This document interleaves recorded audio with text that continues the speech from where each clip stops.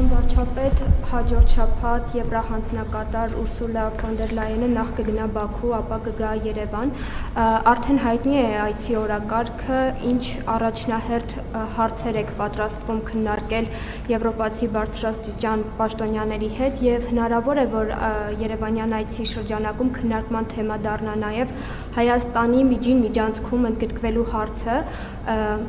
Հայտնի է, որ այդ միջանցքը անցնելու է Ադրբեջանով եւ Վրաստանով եւ նաեւ Մարտակոսը օրերս հայտարարել է, որ չեն պատկերացնում միջին միջանցք առանց Թուրքիայի մասնակցության։ Դե մենք բարձրավոր թրիփ նախագծով Հայաստանը բոլոր ռեգիոնալ ծրագրերին ինտեգրվելու է անխուսափելիորեն եւ ընդ որում ելի եմ ասում այդ ծրագրերը մրցակից չեն եւ թրիփն էլ կարող է լինել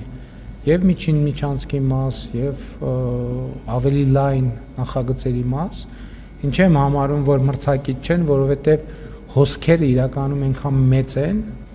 որ առանձին վերցրած մի ուղով հնարավոր չէ այդ հոսքերը սպասարկել։ Այդ հոսքերի համար հենց հարավային Կովկասով մի քանի ուղիներ են պետք եւ իդեպ ժամանակն է,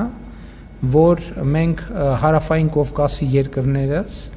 մտածենք հարավային Կովկասի մասին որպես մեկ ընդհանուր ռեգիոն, որտեղ շատ ընդհանուր շահեր կան, իհարկե բազմաթիվ նրբություններով։ Բարձր ամեն երկիր իր սպეციფიկ շահերը ունի եւ իր սպეციფიկ տեսլականը, բայց կարծում եմ, որ հարավային Կովկասի երկրները նաեւ շահերի շատ ընդհանուր կշռով են կապված եւ մենք այդ ուղղությամբ պետք է աշխատենք։ Եվրոպական հանձնաժողովի նախագահի այցը իհարկե օրակարգի կարևորագույն հարցերից մեկը լինելու է Հայաստանի Հանրապետության մասնավորապես գյուղատնտեսական արտադրանքի հեշտացված մուտքը եվրոպական միություն ապահովելու հնարավորությունը եւ վերջերս արտաքին գործերի նախարարը Բրյուսելում մասնակցել է